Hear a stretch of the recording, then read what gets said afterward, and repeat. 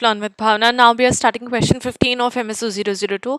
अगर आपने इससे पहले वाली वीडियोस नहीं देखी है तो आपको इस वीडियो के एंड में एक फोल्डर का लिंक मिल जाएगा. एंड अगेन ये वाली वीडियो मुझे कीर्ति बिष्ट ने बोला है बनाने के लिए, one of my subscribers, one of my student. तो मैंने सोचा why not to make a video, ताकि अगर आपकी भी कोई डाउट या कन्फ्यूजन है तो क्लियर हो जाएगी. तो हमें बात करना है कि एथिक्स का क्या रोल होता है जब हम कोई भी रिसर्च को कंडक्ट करते हैं. तो एथिक्स अपने आप में एक इंपॉर्टेंट रोल प्ले करते हैं सोशोलॉजिकल रिसर्च में, क्योंकि वो इंश्योर कर रहे हैं पार्टिसिपेंट की प्रोटेक्शन, जहाँ पे क्रेडिबिलिटी रिसर्च की मेंटेन की जाती है और इंटीग्रिटी होल्ड की जाती है डिसिप्लिन की. एथिकल प्रिंसिपल्स रिसर्चर को गाइड कर रहे हैं जहाँ पे वो डिसीजन मेक कर सकते हैं, ताकि राइट्स एंड डिग्निटी और रिस्पेक्ट मेंटेन की जाए इंडिविजुअल्स की भी और कम्युनिटीज़ की भी, जहाँ पे जो रिसर्च है वो अपने आप में कंट्रीब्यूट कर रही है एक सोशल फिनोमिना को अंडरस्टैंड करने के लिए. अब सोशोलॉजिकल रिसर्च इन्वॉल्व कर रही है सेंसिटिव टॉपिक्स को स्टडी करने के लिए, जो कि हेल्प कर रहा है एथिकल गाइडलाइंस को दिमाग में रखते हुए चीज़ों को स्टडी करना और सेंसिटिव टॉपिक को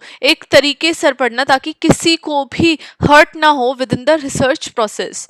ना उसको हम आगे इस आंसर में जानेंगे, जहाँ पे हमें पार्टिसिपेंट को प्रोटेक्ट करना है किसी भी हार्म से. तो एक प्राइमरी जो एथिकल ऑब्लिगेशन है वो है पार्टिसिपेंट को किसी भी फिजिकल, इमोशनल या फिर साइकोलॉजिकल हार्म से प्रोटेक्ट करना. रिसर्चर को ऐसे पोटेंशियल रिस्क और स्टेप्स लेने चाहिए जो पार्टिसिपेंट है उनको कोई भी रिस्क ना आए और उनको मिनिमाइज कर सके. इसलिए पार्टिसिपेशन में ऐसी इंश्योरिटी होनी चाहिए ताकि इंडिविजुअल्स को एडवर्सली अफेक्ट ना हो, इस तरीके से इन्वॉल्व ना किया जाए. फॉर एग्जाम्पल, अगर हम एक सोशियोलॉजिस्ट स्टडी कर रहे हैं डोमेस्टिक वायलेंस को, तो वो इंश्योर करते हैं कि जितने भी इंटरव्यूज हो रहे हैं सर्वाइवर्स के साथ, तो वो इस तरीके से कंडक्ट किए जाए कॉन्फिडेंशियल सेटिंग में, ताकि वो उनके यूजर से दूर रहे और कोई भी इंडेंजरिंग सिचुएशन में वो ना आ जाए. राइट. तो रिसर्चर इस तरीके से इंफॉर्मेशन प्रोवाइड करे ताकि उनको सपोर्ट सर्विसेज मिल सके पार्टिसिपेंट के लिए, जो कि उस टाइम पे उनको हेल्प की नीड हो. Now ensuring informed consent. अब एथिकल रिसर्च में पार्टिसिपेंट को इन्फॉर्म्ड कंसेंट देनी चाहिए, जहाँ पे वो फुल अवेयर हो कि वो जो स्टडी है उसका पर्पस क्या है, प्रोसीजर क्या रहेगा, क्या पोटेंशियल रिस्क आ सकते हैं और क्या उनको बेनिफिट मिलेंगे बिफोर अग्रीइंग टू पार्टिसिपेट. तो कंसेंट जो है वो वॉलंटरी होना चाहिए, विदाउट एनी प्रेशर या फिर without any जबरदस्ती. राइट. फॉर एग्जाम्पल, अगर कोई स्टडी हो रही है वर्क प्लेस डिस्क्रिमिनेशन की, तो रिसर्चर को क्लियरली एक्सप्लेन करना चाहिए पार्टिसिपेंट को कि जो डेटा है वो कैसे यूज होगा, और उनको इंश्योर करना चाहिए कि अगर आप कभी भी कंफर्टेबल फील ना करो तो आप विड्रॉ भी कर सकते हो.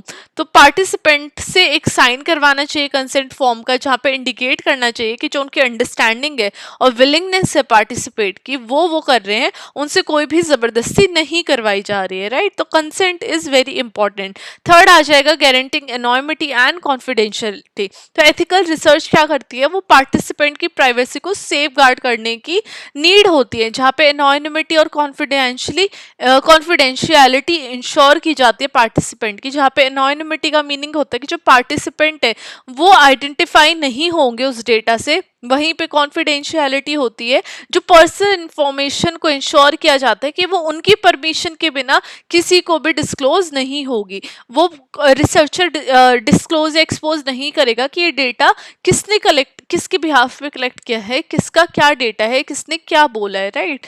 एग्जाम्पल, अगर कोई स्टडी हो रही है ड्रग एडिक्शन के ऊपर, तो रिसर्चर सीडोनोमस यूज करेंगे पार्टिसिपेंट का, ताकि वो डेटा को सिक्योरली स्टोर कर सके और प्रिवेंट कर सके कैसी भी अनऑथोराइज्ड एक्सेस को. इससे इंश्योर होगा कि जो पार्टिसिपेंट है उनकी आइडेंटिटीज प्रोटेक्टेड है और जो रिस्क है स्टिग्मा और लीगल रिपरकशन का, वो रिड्यूस किया जाए. डिसेप्शन अवॉइड की जाती है, जहाँ पे एथिकल गाइडलाइंस को जनरली डिस्करेज किया जाता है डिसेप्शन से, अनलेस एब्सोल्युटली नेसेसरी हो या फिर जस्टिफाई की जाए.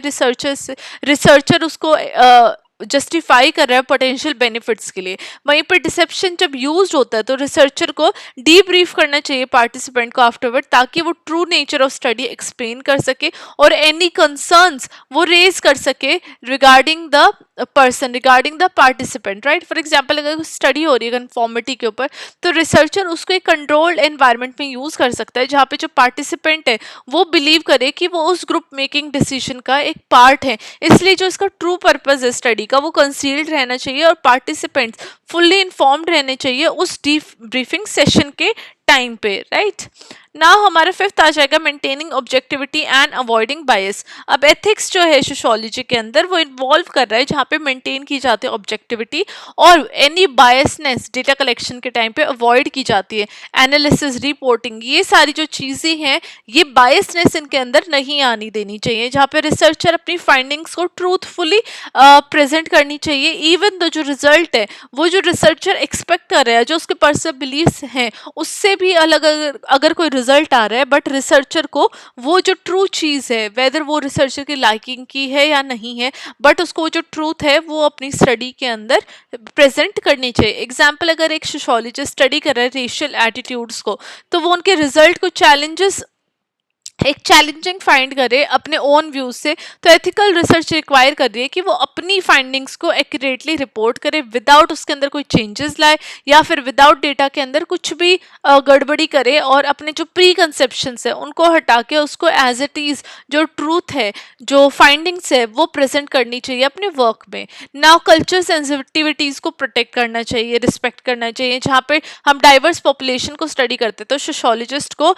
कल्चरल नॉर्म्स को रिस्पेक्ट करते हुए, वैल्यूज को रिस्पेक्ट करते हुए, एनी ऑफेंस या फिर हार्म कॉजिंग कुछ भी जो लैंग्वेज हो सकती है, कुछ ऐसे एक्शन हो सकते हैं, वो अवॉइड करना चाहिए। इससे क्या होगा, कल्चरल कॉम्पिटेंस और सेंसिटिविटी देखने को मिलेगी रिसर्च प्रोसेस के दौरान। एग्जाम्पल, अगर हम स्टडी करें इंडिजिनियस कम्युनिटीज़ को, तो रिसर्चर कंसल्ट करेंगे उन कम्युनिटी लीडर्स के साथ ताकि वो इंश्योर कर सके कि जो रिसर्च मेथड्स हैं वो कल्चरली अप्रोप्रिएट हैं और रिस्पेक्टफुल हैं उनके ट्रेडिशनल प्रैक्टिसेस के साथ, उनको कोई भी हार्म नहीं हो रहा है या फिर वो बुरा नहीं मान रहे किसी भी तरीके से उस रिसर्च प्रैक्टिसेस की वजह से या उस रिसर्चर की कुछ भी एक्शंस की वजह से, राइट। अब accountability through peer review and ethical oversight. अब एथिकल रिसर्च क्या है, वो सब्जेक्ट है पीयर रिव्यू से और इंस्टीट्यूशनल ओवरसाइट से, जहाँ पे अप्रूवल चाहिए होता है फ्रॉम एथिक्स रिव्यू बोर्ड्स। तो ये जो प्रोसेस है ये इंश्योर कर रहा है कि जो रिसर्च है वो अडेयर कर रही है एथिकल स्टैंडर्ड के साथ और प्रोटेक्ट कर रही है पार्टिसिपेंट को। एग्जाम्पल, अगर एक सोशियोलॉजिस्ट प्लान कर रहे हैं एक स्टडी जुवेनाइल डेलिक्वेंसी के ऊपर, तो वो अपनी रिसर्च प्रपोजल को सबमिट करेगा इंस्टीट्यूशनल रिव्यू बोर्ड को। अब वो जो बोर्ड है उसकी स्टडी को, एथिकल इम्प्लीकेशन को स्टडी करेगा और अप्रूव करेगा तब, अगर उसको लगेगा जो पार्टिसिपेंट है वो राइट है और जो उनकी जो आइडेंटिटी है उसको एडिक्वेटली सेफ गार्ड किया जा रहा है। अब लास्ट में हमारे कंक्लूजन आ जाए कि कंक्लूजन आपको हर आंसर में प्रोवाइड करनी है।